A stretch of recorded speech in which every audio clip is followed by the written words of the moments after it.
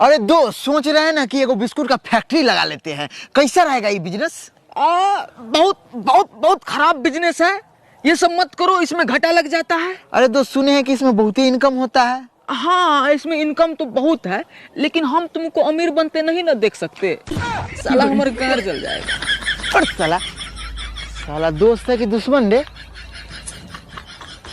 नमस्कार, प्रणाम। आज हमारे साथ गांव के एक गरीब व्यक्ति जुड़ चुके हैं जो सरकार से कुछ कहना चाहते हैं। हाँ तो कहिए। हम सरकार से यही कहना चाहते हैं कि महंगाई इतना बढ़ा दिए हैं, दारू का रेट दुगुना कर दिए हैं, ये गरीब आदमी कहाँ से पिएगा? रे साला अपने आप को हीरो समझता है? हाँ समझते हैं ना।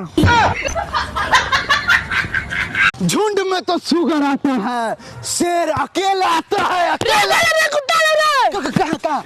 साले कुत्ता से डरता है और शेर बनता है। अब भाई साहब, भाभी जी बाएं हाथ का यूज करती है कि? हाँ, लेकिन तेरा कैसे बता रहे? आपका बायां गाल पर थप्पड़ का निशान है, इसीलिए।